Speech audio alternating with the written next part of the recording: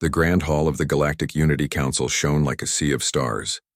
Its crystal walls reflected the colors of 1,000 species, and the air hummed with soft energy. This was the most important event in the galaxy's history, the Conference of 1,000 Worlds, a gathering meant to celebrate peace and cooperation among all known civilizations. For the first time in history, Earth had been invited to join. Standing near the center of the hall was Captain Elias Trent, Earth's first official ambassador to the galactic community. He looked small among the towering aliens around him, some with glowing skin, some made of metal, others like moving plants that whispered instead of speaking. Yet despite his smaller size, there was something proud and confident in his eyes. Elias wore a simple black uniform with the emblem of Earth on his chest, a blue circle surrounded by white stars. His mission was clear: represent humanity with dignity, kindness, and courage. He had practiced his speech for weeks. It was written to sound peaceful and respectful, the kind of words that would make humans look friendly, not dangerous. He had told himself again and again, no jokes, no sarcasm, no mistakes. But deep inside, he was nervous. Humanity was still new to the galactic stage. Most alien species had been part of the Council for thousands of years. To them, humans were like children, clever but unpredictable. When his name was announced, a beam of soft light followed him to the stage. Every eye, lens, and sensor turned toward him. The room fell silent, and Elias could almost hear his own heartbeat. He took a deep breath and began. Honored representatives of the Galactic Unity Council, on behalf of the people of Earth, I bring greetings of peace and friendship. His voice echoed through the hall. The translator drones repeated his words in hundreds of languages at once, humming, clicking, and chirping in rhythm. As he continued, he spoke about humanity's journey, their wars, their mistakes, and their dreams of peace. He wanted the galaxy to know that humans had learned from their past. Many aliens seemed impressed. The ones with glowing eyes blinked softly in approval. Others made slow hand gestures, the galactic sign of respect. Elias began to feel more confident. He thought maybe, just maybe, this speech would go perfectly. Then it happened. From the front row where the high-ranking delegates sat, a tall figure stood up. She sparkled like glass under sunlight. Her skin was made of fine crystal layers that reflected colors like a prism. Her name was Princess Kareen of the Velyari Empire, one of the oldest and most respected species in the galaxy. She raised a delicate, shining hand. "Excuse me, human," she said. Her translator made her words sound musical and calm. "I have one question." Elias paused, smiling politely. "Of course, Your Highness," he said. "Please ask." There was a moment of silence. Everyone leaned forward to listen. Kareen tilted her head slightly. The lights from her body shimmered like a rainbow. Then her translator clicked twice, and in perfect English she asked, "Are you single, human?" The entire hall froze. For a long moment, no one made a sound. Even the translator drone seemed confused, repeating the words again in a dozen alien languages. "Are you single, human? Are you single, human? Are you single, human?" Each translation echoed differently. Some sounded like a question, others like a command, and a few even came across as a declaration of love. Elias blinked, unsure if he had heard correctly. "I'm sorry, what?" he asked, his voice shaking a little. The princess nodded seriously. "Are you single?" she repeated. "Unbonded? Without a life partner?" Now the hall exploded in murmurs and whispers. Dozens of translators and diplomats began talking at once. Some were shocked, others amused. A few alien species who understood human culture began laughing softly, but most did not. To many civilizations, asking such a question in public was not casual. It was a proposal. Elias tried to stay calm. I believe there's been some misunderstanding," he said quickly. "I'm here as a representative of my world, not..." But it was too late. The media drones had already recorded everything. Every flicker of his face, every tone in his voice, every sparkle in Kareen's crystal eyes. All of it was being broadcast live to thousands of worlds. The camera zoomed in as Elias rubbed his forehead in disbelief. He wasn't angry, just embarrassed. He had wanted to make humanity look serious and professional, not romantic. Meanwhile, Kareen seemed confused by the reaction. "Did I say something wrong?" she asked softly, turning to her assistant. Her translator clicked uncertainly. Her aide whispered something in her language, and Kareen's glow dimmed a little, a sign of surprise. She hadn't realized how personal the question sounded to humans. In her culture, asking if someone was single was just a polite way to know their social status before a conversation. It was a matter of respect, not affection, but the rest of the galaxy didn't know that. Elias looked around and saw dozens of alien delegates staring at him. Some were whispering excitedly. Others were already sending data messages to their homeworlds. The question had started something huge, and Elias knew it. Still, he tried to keep his composure. He smiled awkwardly and said, "I appreciate your curiosity, Princess, but perhaps this question is better discussed after the conference." There was polite laughter from a few delegates, but most of the audience was still frozen in disbelief. The council's chair, a large being made of living light named Archon Delvar, finally stood and raised his luminous arm. "Order, order, please." His voice boomed through the hall. "This is a diplomatic gathering, not a—" He paused, looking for the right word. "Social event."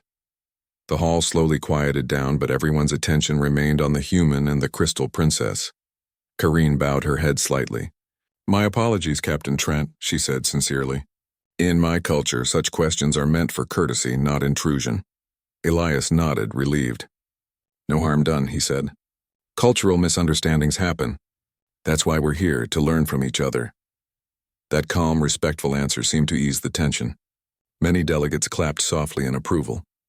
The chair thanked both of them for their understanding, and the conference continued, but the incident was far from over. Outside the hall, thousands of journalists and data drones were already reporting on the proposal. News headlines began spreading across the galaxy. "Veliari Princess asks human if he is single. Is Earth joining through marriage? First human ambassador receives proposal in front of 1,000 worlds. Are humans the new favorites of the Galactic Council?" The question became the most repeated phrase in the galactic network within hours. "Are you single, human?" was now echoing from one star system to another, turning into songs, jokes, and even diplomatic debates.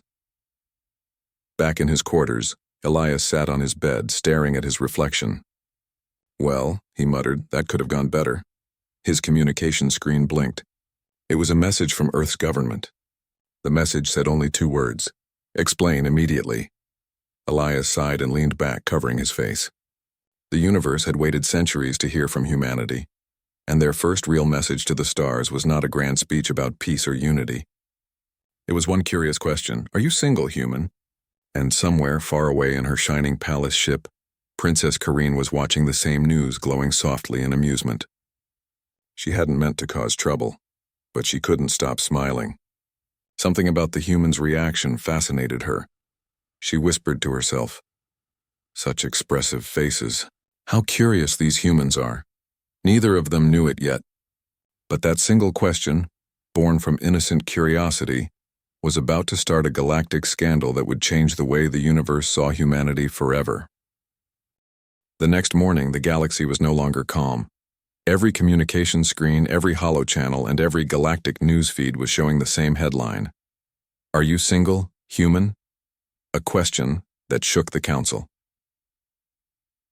Across thousands of worlds, people replayed the clip again and again. The moment Princess Kareen asked the question, and the human ambassador's stunned face became the most famous scene in the galaxy. Some species thought it was a romantic gesture. Others believed it was a bold political move. A few claimed it was the beginning of an interspecies alliance. But most were simply confused, wondering if humans really accepted proposals in the middle of peace conferences. On Earth, chaos ruled every news channel. Talk shows invited scientists, historians, and even relationship experts to discuss what the question meant. "Was it a real proposal?" one host asked. "Maybe it's just a translation error," another argued. "Or maybe aliens just find humans attractive," joked a third. Memes flooded the Earth's network. People started using the phrase, "Are you single, human?" in funny videos, posters, and songs. Some even printed it on t-shirts. For the first time, humanity was famous across the stars. Not for war, not for technology, but because of one curious question. Meanwhile, in space, the Galactic Council's communication lines were full of messages. Every species wanted an official explanation. Inside the Earth Embassy, Captain Elias Trent sat surrounded by glowing message screens. The room was small and filled with soft blue light. He had not slept all night. Every hour, new questions arrived from alien governments, and every message began the same way. Is it true that the human ambassador accepted the Veliari proposal? Are humans now engaged to the Veliari princess? What are the marriage laws of Earth? Elias groaned and rubbed his temples. I should have stayed home, he muttered. His assistant, Lieutenant Rena Zhao, laughed softly. Well, sir, on the bright side, you're the most famous human in the galaxy. That's not the bright side, Rena, Elias replied. That's the problem. A hologram flickered to life in front of them. The face of Director Lang, Earth's highest-ranking diplomat. He looked tired and serious. Captain Trent, he said in a deep voice. I just finished explaining to 20 alien ambassadors that you are not getting married to Princess Kareen. Do you understand how difficult that sentence was to say with a straight face? Elias sighed. Yes, sir, I'm sorry. It was a misunderstanding. A misunderstanding, the director repeated. That misunderstanding has started a political storm. Half the council thinks Earth and the Veliari are forming a royal alliance. Rena looked surprised. Because of one question. Yes, the director said. According to Veliari customs, asking someone if they are single during a public event is a formal sign of interest. If the other person does not immediately decline, it is seen as a potential agreement. Elias frowned. I didn't agree to anything. You didn't decline either, Lang said grimly. You said, perhaps this question is better discussed after the conference. And to them that means let's discuss the terms later. Elias froze. Oh no. Lang nodded. Oh yes. And now we have a galactic mess to clean up. The Veliari royal family has already sent an official invitation to Earth's government. They want to discuss the bond. Rena tried not to laugh, but her shoulders shook. Elias shot her a look. Don't you dare, he warned. Lang continued. Until this is resolved, Captain, you are under strict orders to avoid the Veliari princess and to make no further public comments. Do you understand? Yes, sir, Elias said, though his stomach twisted in worry. The hologram blinked out, leaving the room silent. Rena finally let out a small laugh. Well, Captain, congratulations. You just made first contact with romance diplomacy. Elias groaned. Don't start. Across the galaxy, the situation grew more complicated. Other species began to react in strange ways. Some sent messages of congratulations to Earth. Others felt left out and wondered if humanity was now aligning only with the Veliari. The Trinari Collective, a group of insectoid species, even sent their own message. If humans accept companionship proposals, we would like to offer one as well, for unity and trade purposes. Soon, the Galactic Council was flooded with dozens of proposal offers to humanity, most of them symbolic but all very serious in tone. For the first time, humans were not ignored or underestimated, but it was for the strangest possible reason. Meanwhile, on the Veliari royal ship, Princess Kareen sat in her chamber, surrounded by shimmering data crystals. Each crystal contained news reports, messages, and gossip from across the galaxy. Her personal assistant, a small orb-like robot named Lumi, floated nearby. Your Highness, Lumi said in a musical tone, the news about the human is spreading faster than light. Many believe you have made a royal proposal. Kareen's body glowed faintly with a soft golden light, the Veliari sign of amusement. They misunderstand, she said gently. I only wish to learn more about his social customs. Humans are very expressive. Their faces change so quickly when they feel emotions. I wanted to see how he would react. Lumi hummed. You have succeeded, Your Highness. The entire galaxy is reacting. Kareen laughed, a sound like tiny bells. But deep down she was thoughtful. There was something about that human, Elias, that stayed in her mind. He had not been rude, nor had he mocked her. Instead, he had answered with calm respect, even while embarrassed. Most other species would have shouted or stormed away, but he didn't. He is different, she said softly. A few days later, the Galactic Council called an emergency meeting to address the human Velyari incident. Elias entered the Grand Chamber again, this time with far less confidence. The whispers were louder now. Everywhere he walked, he could feel alien eyes watching him with curiosity, amusement, or suspicion. When he sat down, the delegate next to him, a small, furry creature from the planet Taloran, leaned closer and whispered, "Congratulations, human." "I hear the princess has good taste." Elias forced a smile. "Thank you," he said dryly. When the meeting began, the council chair, Archon Delvar, spoke in his deep, glowing voice. "Representatives, we are gathered to clarify the misunderstanding between the human envoy and the Velyari princess. Let there be no confusion regarding diplomatic intentions." Kareen rose gracefully from her seat. "It was never my wish to cause disorder," she said. "My question was asked out of curiosity, not commitment. I offer apologies to the council and to the human representative." Her glow turned pale blue, a sign of sincerity. Elias stood and nodded respectfully. "Apology accepted, Your Highness. Humans are still learning galactic manners, too. Perhaps we should both blame the translators." A wave of gentle laughter spread across the room. For a moment, the tension lifted. But even as the council discussed peace and understanding, the media outside was already spinning new stories. Human and princess exchange apologies. Is it the start of friendship? Velyari princess impressed by human's calm nature. First human diplomat wins galactic hearts. Elias couldn't escape it. Every interview request, every message from Earth, every joke from other delegates reminded him that no one was going to forget that question anytime soon. That night, when he finally returned to his quarters, he sat by the window, staring at the stars. The galaxy looked peaceful, endless points of light in the dark. He thought about the princess, about how her words had turned everything upside down. Yet somehow he didn't feel angry anymore.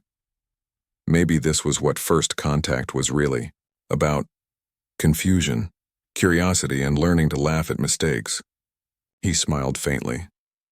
"Maybe she's right," he whispered to himself. "Humans really do have expressive faces."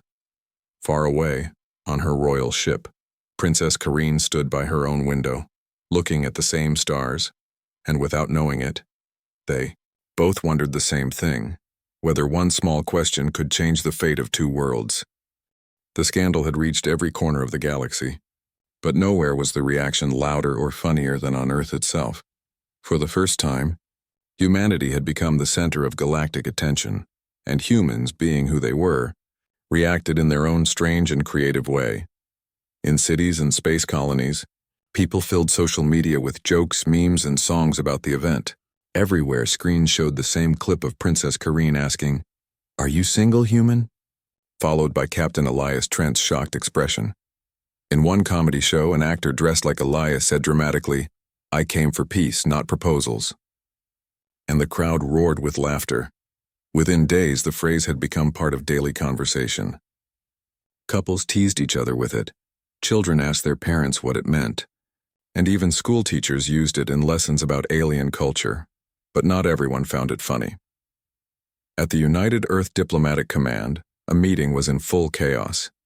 Holographic screens showed news headlines, alien reactions, and dozens of reports. The council members looked tired and stressed. "Half the galaxy thinks we're engaged to the Velyari Empire," one officer said. "The other half thinks we're starting a new kind of diplomacy based on relationships." Another officer frowned. "There are even gift shipments arriving at our embassies. Flowers, crystals, strange glowing boxes, I don't even know what half of them are." The head of the council, Director Lang, sighed deeply. "We wanted humanity to be known for wisdom and cooperation. Instead, we're known for romance confusion." But deep down, even Lang knew that not all attention was bad. For centuries, humans had been seen as unpredictable newcomers. Now, because of this scandal, everyone in the galaxy knew who they were, and many wanted to know more. "Let's handle this carefully," Lang said finally. "The galaxy is watching how we react. Captain Trent must continue showing patience. If we stay calm, this might actually improve our image." Meanwhile, Captain Elias Trent was struggling to keep his calm. Ever since the incident, he could hardly go anywhere without being noticed. When he walked through the council station, alien diplomats smiled, waved, or tried to take pictures with him. One time, a giant being made of liquid metal stopped him in the hallway and said, in a booming metallic voice, "Human ambassador, my daughter saw your broadcast. She says you have charming facial structure. Are you single?" Elias nearly dropped his data pad. I think I'll pass, but thank you." The metal being bowed politely. "You are wise. My daughter eats too much iron anyway." Elias didn't even know what that meant, but he nodded and walked away as fast as he could. His assistant, Lieutenant Rena Zhao, was laughing so hard she had tears in her eyes. "Sir, you're becoming a galactic celebrity." "Wonderful," Elias muttered. "Exactly what I wanted, to be famous for my love life." But things only grew stranger. Several alien news programs requested interviews. Some wanted to discuss human culture, while others asked deeply personal questions. One even asked him if human hearts really beat faster when in love and whether it made them glow like Velyari. Elias answered patiently and politely every time, reminding himself that this was part of diplomacy. The galaxy didn't know humans well yet. If he handled things with grace, maybe the scandal could turn into something positive. Still, it was exhausting. Back on the Velyari royal ship, Princess Karine watched the news with a thoughtful expression. Her assistant, Lumi the floating orb, read the latest reports aloud. "Your Highness, the humans have turned your question into a celebration. There are now songs and festivals named after it. One city even made a holiday, Galactic Curiosity Day." Karine's crystal body shimmered in soft pink light, the color of amusement. "They celebrate misunderstandings?" "Apparently yes," Lumi replied. "They find joy in mistakes." Karine smiled faintly. "How strange, and yet how beautiful." She turned off the screen and looked out at the stars. Her people, the Velyari, were known for logic, perfection, and order. Mistakes were something they avoided. But humans made mistakes and laughed about them. That fascinated her. She remembered how Elias had handled the moment. He hadn't shouted or blamed her. He had stayed calm, even kind. That small act had impressed her more than any speech. "Perhaps," she said softly, "their hearts glow differently. Not with light, but with emotion." Lumi beeped in curiosity. "Should I record that as a quote for the press, Your Highness?" Karine laughed, her voice like chimes. "No, Lumi. The galaxy has enough quotes for now."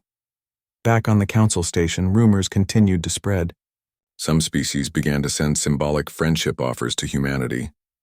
A few offered technology, while others invited humans to their worlds to learn more about interspecies harmony.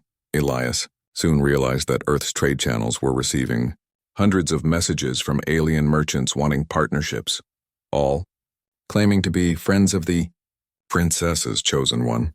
He sighed and told Rena, "I think we just accidentally started a trade boom." Rena grinned. "You're welcome, Captain Cupid. Don't call me that." A week later, Elias was invited to a private meeting with Princess Karine. At first he hesitated. Earth's officials had warned him to be careful. But curiosity won. Maybe it was time to clear things once and for all. The meeting took place in a quiet garden inside the orbital station. The air smelled like sweet metal and soft flowers that glowed faintly in the dark.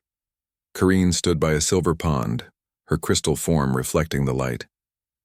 When she saw Elias, her glow turned warm yellow, a Velyari sign of respect. "Captain Trent," she said gently, "thank you for agreeing to meet. I hope my question has not caused too much trouble." Elias smiled politely. "It's caused a little," he said, "but maybe also some good. The galaxy's talking about humanity now, more than ever before." Karine tilted her head. "Do you regret what happened?" He thought for a moment. "At first, yes. I was embarrassed. But now, maybe not. It showed everyone that humans are emotional, but also understanding. We make mistakes, but we learn." Karine seemed thoughtful. "Your kind is unpredictable yet kind. That is rare among the stars." They talked for a long time, about their cultures, their worlds, and their hopes for peace. Elias told her about Earth's oceans, music, and how humans laugh even during hard times. Karine listened with glowing eyes, fascinated by every detail. At one point, she asked softly, Do your people often express emotions so freely? He smiled. It's part of being human. We feel deeply even when we try not to. Kareen looked down at the pond where her reflection shimmered. Perhaps that is why your kind shines without light. For a brief moment, silence filled the garden, peaceful and calm. Then Kareen said with a small smile, "For what it's worth, Captain, I did not mean to embarrass you. I only wanted to understand your kind better." Elias chuckled. "Well, I think you succeeded. The whole galaxy understands us now. Or at least they're trying to." They both laughed softly. It was strange how something so simple had connected two very different worlds. That night, when Elias returned to his quarters, he found a message waiting for him. It was from Director Lang on Earth. "Captain," the message said, "the Council is impressed with how you handled the scandal. The Velyari Empire is now open to forming new trade and research alliances with Earth. You have turned a disaster into diplomacy. Well done." Elias leaned back in his chair, smiling faintly. For the first time since the incident, he felt proud instead of embarrassed. Maybe the galaxy was finally seeing humanity for who they really were. Not just curious newcomers, but beings with heart. He looked out at the stars beyond the window. Somewhere out there, Kareen was probably thinking about the same strange journey. He whispered to himself, half amused, half sincere, maybe being single isn't so bad after all.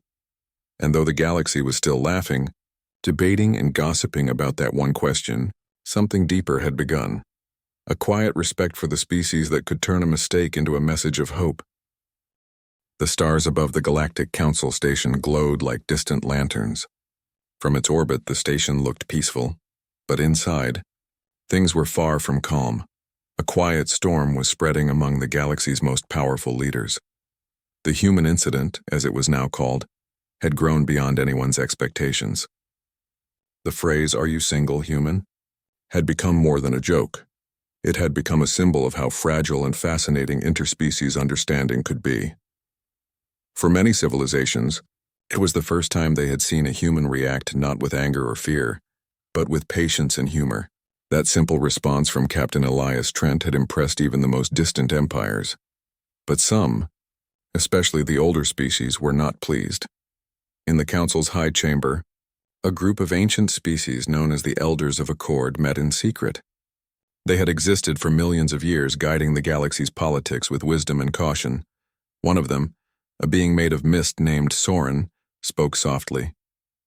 "The humans grow in popularity. The younger species admire them.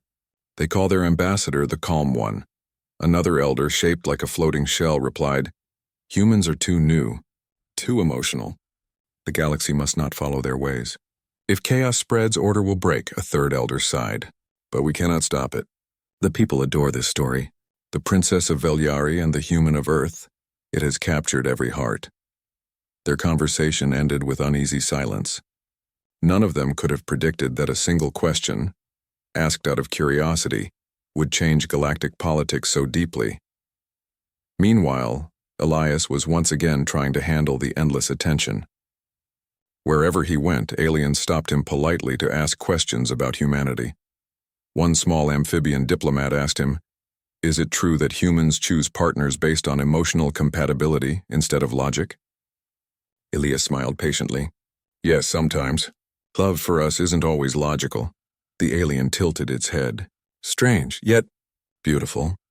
Encounters like these were now part of his daily routine, and while they were tiring, Elias began to notice something good happening. Species that never spoke to each other were now talking. Some even joked and laughed together about the question. The scandal was slowly turning into a bridge. One evening, as the station's artificial sunset turned the windows golden, Elias received a message. It was short, written in glowing Velyari script. "I wish to meet again." Kareen. Elias hesitated. Earth's officials might not like this, but his curiosity and maybe a small bit of friendship made him accept. The meeting was held in the Velyari Embassy Garden, a place of light and music. The plants there were made of crystal and sang softly when touched by wind. Streams of silver liquid flowed between glowing stones. Kareen stood by one of those streams, her light softer this time. Calm, not shining too brightly. "Captain Trent," she greeted. "You came." "I wasn't sure if it was a good idea," Elias admitted, smiling. But I figured the galaxy already talks about us so much. One more meeting won't hurt. Kareen laughed, a clear musical sound. True. They are still debating if we are rivals, allies, or something else. Elias chuckled. Well, let's confuse them a little more. They sat by the silver stream. Kareen's glow reflected in the water like moving stars. For a while, they spoke about simple things. Earth's oceans, Veliari skies, the way both worlds celebrated festivals of light. Kareen listened with wonder when Elias described humans dancing around bonfires and singing under the night sky. We have no such customs, she said softly. Our people avoid physical contact. We admire beauty but never dance, Elias smiled kindly. Maybe one day you'll see Earth. We could show you how to dance, and just for joy, not ceremony. Her glow brightened slightly. Humans celebrate emotions. That is what makes you different. You do not fear them, Elias nodded. Sometimes emotions cause mistakes, but sometimes they bring understanding too. That's what peace is about, an understanding, not perfection. Kareen looked thoughtful. Perhaps that is why your species is admired now. The galaxy sees in you what it has lost, in feeling. Her words surprised him. Feeling? She nodded. Many civilizations have grown cold with time. They think logic is strength. But humans, you remind us that life is more than order. Elias didn't know what to say. The idea that humanity could inspire such thoughts felt strange and humbling. While they spoke, a small Veliari drone floated nearby, recording everything. Neither of them noticed it. It had been programmed by one of Kareen's curious attendants, who wanted to document cultural exchange. Later that night, the recording leaked to the galactic networks. Every world saw the footage. Elias and Kareen sitting beside a glowing stream, laughing gently as they talked about emotions, peace, and unity. The galaxy was enchanted. The story spread faster than ever. It was no longer a scandal. It was a symbol. Poets from different species wrote songs about the human and the crystal princess. Artists painted glowing murals of them talking under alien stars. Even scholars began to discuss the emotional philosophy of humanity. For the first time, humans were not being mocked. They were being admired. Inside the council chamber, things were changing too. The delegates had started to see humanity in a new light. One representative said, "Perhaps emotion is not weakness. The humans show balance, they use feeling as a bridge." Another added, "Yes, the galaxy has been cold for too long. Maybe we have much to learn from them." Even the elders of Accord, though cautious, began to reconsider, and at the heart of it all stood Elias Trent, the man who had accidentally started it. He received hundreds of messages from alien leaders, all thanking him for showing humility and warmth. Some even requested to send their students to Earth to learn human empathy. Elias could only smile at how absurd it all seemed. All this, he muttered, because one princess asked a question. One day, Kareen invited him again, this time not to talk, but to show him something. When he arrived at the Veliari ship, she led him to a great hall filled with shimmering instruments. "This," she said, "is our sound chamber. It records emotions in light." She touched one of the crystal panels and the air filled with glowing patterns, pink, blue, gold. "This is how we express what we feel," she explained. "We do not have words for emotions. We show them in color." Elias watched in awe. "That's beautiful. Would you like to try?" she asked. He nodded, and she guided his hand toward the panel. As his fingers touched the crystal, it glowed softly. First blue, then green, then a warm golden hue. Kareen watched in surprise. "Golden light," she said. "That color means peace." Elias smiled faintly. "That's good, right?" "It's rare," she said quietly. "It appears only when two minds feel harmony." For a moment, neither spoke. The hall was filled with soft light, calm, warm, and full of quiet understanding. Outside, the galaxy kept talking, debating, and laughing about the famous human and the crystal princess. But inside that chamber, none of that mattered. Two beings from different worlds were learning to see each other. Not as symbols, not as rumors, but as friends. When Elias finally left, Kareen said something that stayed in his mind for a long time.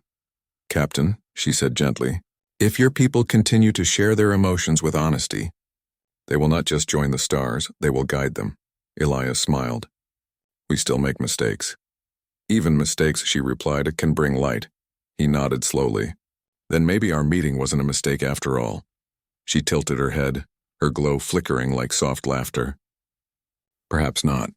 Though the galaxy will keep guessing forever. Elias laughed too.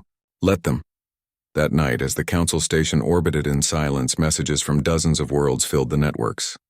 The phrase, "Are you single, human?" had transformed into a new meaning, a greeting, a symbol of curiosity and friendship. It was no longer a scandal. It was a reminder that even the smallest misunderstanding could lead to something great.